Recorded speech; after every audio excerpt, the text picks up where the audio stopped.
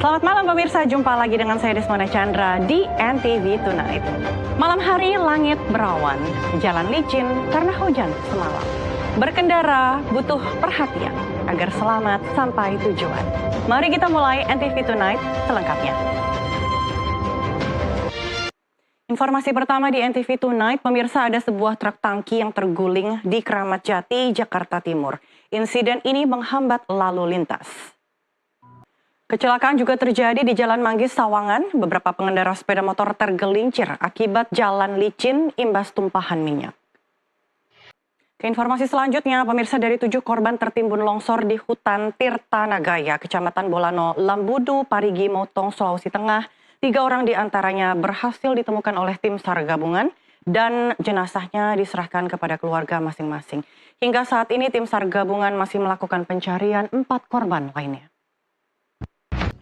Pemirsa, hujan deras mengakibatkan sebuah tebing di Garut, Jawa Barat longsor dan menimpa sebuah rumah warga.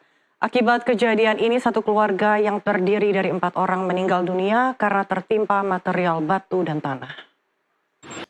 Selanjutnya, pemirsa, ada seorang petani kopi yang nyaris tewas setelah diterkam 2 ekor harimau. Korban mengalami luka robek di sebagian tubuhnya. Kini korban menjalani perawatan intensif di rumah sakit daerah Kabupaten Merangin, Jambi. Seorang pria yang sempat hilang usai mendaki Gunung Salak, Kabupaten Bogor, Jawa Barat, ditemukan tidak bernyawa. Evakuasi pun berjalan dramatis dengan menandu korban melewati pegunungan dengan jalur yang terjal. Sosok jasad manusia yang hanya tinggal tulang belulang ditemukan polisi di sebuah mobil minibus yang terbakar. Jasad itu ditemukan di kursi penumpang di bagian depan, tepat di samping kursi sopir, sehingga menimbulkan spekulasi. Jasad ini merupakan korban pembunuhan. 2 orang pelaku penjambretan nekat beraksi dan terekam CCTV. Informasi selengkapnya sesaat lagi. Anda kembali menyaksikan NTV Tonight. Pemirsa, aksi kejahatan jalanan kembali terjadi di ibu kota. 2 orang pelaku penjambretan yang nekat beraksi terekam CCTV. Selanjutnya, pemirsa, ada seorang polisi lalu lintas yang melakukan pungli terhadap seorang wanita pengendara motor. Polisi yang diketahui berpangkat Aibtu berinisial RH ini meminta uang kepada pemotor.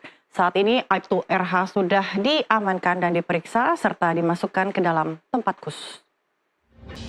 Diduga mengalami remblong, sepeda motor yang ditumpangi seorang ibu rumah tangga bersama 2 anaknya mengalami kecelakaan tunggal di jalan yang menurun di Desa Cikondang, Sumedang, Jawa Barat. Akibatnya ketiga korban yang baru pulang menghadiri acara kenaikan kelas di sekolah harus mendapatkan perawatan di rumah sakit. Beralih ke informasi selanjutnya, pemirsa, 1 orang remaja tewas usai terlibat aksi tawuran antar kelompok yang terjadi di Kota Bekasi, Jawa Barat. Aksi tawuran itu bermula dari saling menantang di media sosial. Setelah 10 jam proses evakuasi, jenazah Juliana de Souza Pereira Marins, usia 27 tahun, pendaki asal Brasil, akhirnya berhasil dievakuasi. Selanjutnya, jenazah korban dibawa ke Rumah Sakit Bayangkara Polda NTB Kota Mataram. Diduga main HP saat turun dari puncak gunung, seorang pendaki terjatuh ke jurang di puncak Natas Angin Gunung Muria, Kudus. Proses evakuasi korban berlangsung dramatis akibat medan yang ekstrim. Selanjutnya, pemirsa, Fadli, 22 tahun, warga Taruko, Kuranji, Padang, ditemukan tenggelam di Sungai Batang Kuranji, Padang saat mandi bersama temannya. Petugas gabungan yang mencari berhasil menemukan korban di dasar sungai dalam. Aksi bullying atau perundungan terhadap anak-anak terjadi di Kampung Sadang Sukaasih, Desa Bumiwangi, Kecamatan Ciparai, Kabupaten Bandung, Jawa Barat. Seorang anak dirundung dengan cara dimasukkan ke dalam sumur. Beralih ke informasi lainnya, pemirsa, seorang polisi mengalami luka bakar serius saat mengamankan aksi unjuk rasa mahasiswa yang berlangsung ricuh di depan gedung Kementerian Pemuda dan Olahraga Tanah Abang, Jakarta Pusat.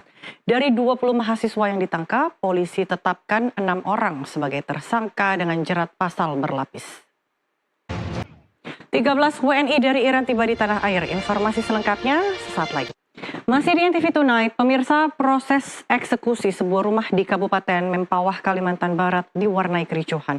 Pemilik rumah yang dibantu warga menolak pembongkaran yang dilakukan petugas Pengadilan Negeri Mempawah. Diduga tercemar limbah sejak 3 bulan lalu, ribuan ikan jenis mujair mati mendadak di Situ Rawabinong, Kabupaten Bekasi, Jawa Barat.